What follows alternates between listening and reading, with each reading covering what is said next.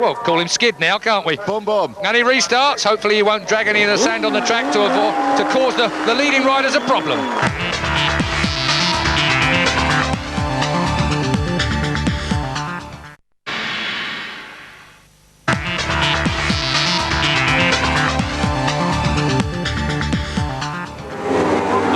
Still to go in the second Superbike race here from Alton Park. We're on lap 7 of 18. Walker leads from Hodgson in second place. Then it's Reynolds being harried there by Hislop and Hayden. Looking back up the track, and there is Neil Mackenzie, who's got John Crawford breathing down his neck. So Crawford, in fact, it's Mackenzie who's making up the ground. Mackenzie now is a great pace looking at the monitor here. After a dreadful start, it's come past quite a few Works bikes already, Keith. Talking of Works bikes, there's another National Tyres Works Suzuki. That's John Crawford, another Scott, and then 52 James Towson, showing the style on the SP1 Demon Vimto Honda. That kid really is learning lots, including where the rumble strips are there. Yes, he was very leery through there in qualifying as well. Leery, yes, indeed. Paul Denning, talking of leery. Smile, Paul. Thank you. Your man's leading. Up and over Hilltop. I take it all back, Paul. Steve Hislop, though, the fastest lap. 1:32.5. That's a new lap record, isn't it? That's got to be close to faster than in the first race. 32.5. I have to check that on our monitor. But certainly that is a very, very quick time indeed. So, Stalker leads, but Hizzy's the man that's quickest on the track. Not that you'd guess it too much from the 5 men that we're looking at the moment. Number 5, Hayden. One time I thought he'd dropped off the back of this bunch, but he's obviously got a bit of a breather. He's rejoining them. Look at Reynolds. Reynolds up the inside of Hodgson. Oh, that is a good move from Reynolds. He got good drive out of Druridge down towards Lodge Corner and then slid up the inside of Hodgson. Reminiscent of Snitterton just a few rounds ago. Remember, Reynolds won the second race fair and square. He beat Hodgson and he beat Walker. Get him back straight away. Yeah, and Hayden's past Hizzy as well behind him. Hayden slides underneath Hizzy. Hizzy just puts up the fastest lap of the race, but doesn't matter. And it wasn't a lap record, by the way, because Hodgson has that at 1:32.4 in race 1. Take another look at this, and a big wheelie from John Reynolds. He wasn't prepared to let the throttle off on that one, was he? Slides up under Neil Hodgson. Hodgson is out a little bit wide, probably again thinking about his manoeuvre, shall we say, last time here at Alton Park when he stopped Chris Walker from getting up the inside line. But then Hodgson repaid with interest at Old Hall, and Hayden, of course, sliding through as well under Hizzy. Action all the way. You thought we couldn't be as good as the first race. Oh, that is such a shame. So past his wife Jan goes Neil Mackenzie into the hands of the boys, and he really did look like he was pulling up very, very well from the back there. He didn't start very well, so Neil Mackenzie, he will be bitterly disappointed with that, so our sympathies to him. Yeah, he'd done all the hard work there. Out the front though, still Walker from the other INS Ducati. Oh, Hayden beating up his teammate, I tell you what. Good clean move. It was a good clean move, but it was also one that's going to fire John Reynolds right up. Remember my rules, Julian? Yes, rule 1 of the hue and law of racing. First, beat your teammate. Second, beat everybody else who is the same nationality as you. Third rule, think about winning the race. Have I got it right? Oh, and that's Craggill. Is it Craggill? Yes, it is Craggill. Marty Craggill then. Don't make me laugh, Julian, when there's someone on the floor. I'm sorry, Keith. Yeah, I hope Marty is he's all right. He's a tough guy. He is a tough Australian, no doubt about it. Just a quick check out there. Yeah, just probably a few words don't bear repeating to the marshal. Simon Buckmaster will be completely sick Red now. Bull swap again. Oh, yeah. And look at Hizzy closing right up on... Oh, and again, are they going to swap again? They are. There's a private war going on in Rev A Red Bull. I'd like to see Ben Atkins' face at the moment. He always looks to the back of the garage at this point. Does he? Roger Marshall's face? No one looked him in the eye. So then, down the avenue towards Cascades. It is still the Stalker being harried a little by Neil Hodgson. Well, not really, actually. Has the Stalker led from the flat? He hasn't been... No, he has. You're absolutely right. He hasn't been bested, has he, at all? Then we got Reynolds out the white line, and Hayden's having another look at him again. So Hayden... Well, I tell you what, the race is for third, fourth place here. Between the two Red Bull Ducatis, indeed. I'll tell you, Hayden into shell. I thought he'd lost his brakes. He's running in there so hard every time. Well, Hayden lost, got no brakes left. Is his bike spinning up a bit much now? It looks like he's struggling just a little bit occasionally to get out the corners. Well, certainly the pace of this race is very, very quick indeed now. Yes, that's why, because they're all pursuing the Stalker. And Hayden again. Oh, me! I tell you what, it's a good job they're the same colour. If they swap paint, it won't matter. Team managers don't like this very much, do they? I don't like it when both of them end up in the bales, which of course is always possible. Yes, think back to Hizzy and McKenzie. Yes, I was thinking that, exactly, and you can go back further than that. Let's take another look at it again then, because this is a bit close, isn't it? They're behind Hodgson. Well, there's manoeuvre number 1. Then it's all on the gas.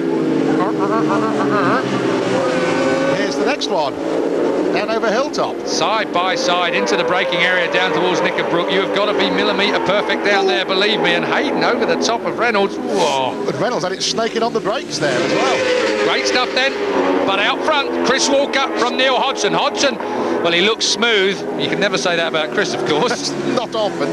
So Walker from the green light down the white line of the avenue has Hodgson right behind him. This is building now to be one of those battles between Walker and Hodgson. Thank you. 1 minute 32.430. Now, is that faster than race one, I wonder? 32.492. So it is. So that is a new lap record. Going to Hodgson. Different numbers. Indeed. Chris Walker we're on board with. He's got clean air in front of him, but for how long? I wait for the shadow. I've got a question for you. Great pictures, absolutely superb pictures through Shell, up towards Falston's, and I'll tell you what, the coverage, outstanding. Great pictures. You're Neil Hodgson, you have a 21-point advantage in the championship over Walker, who's third in the championship. But not over Reynolds, and Reynolds' challenge ain't done and dusted yet, to preempt your questioning. I was going to say, if it comes down to the last corner again, do you try and stuff it up Walker or not? I think it's almost a habit-forming situation. So let's take a look at one of the other passing manoeuvres, and there it was, alongside Chris Walker. It's called intimidation. Walker with the lead, back markers loom, but Stevie Hislop puts in the fastest lap. Hislop 1:32.390 is a new lap record for Steve Hislop, and he's at the back of the five-way fight. Still, it's Walker that leads. Clay Hill, Walker, Hodgson. Who's it going to be between these two? What a battle we've got. Hayden in third place, fourth is John Reynolds, fifth is that man there, number 8, Steve Hislop. Well, Neil, obviously a very, very disappointing retirement for you there.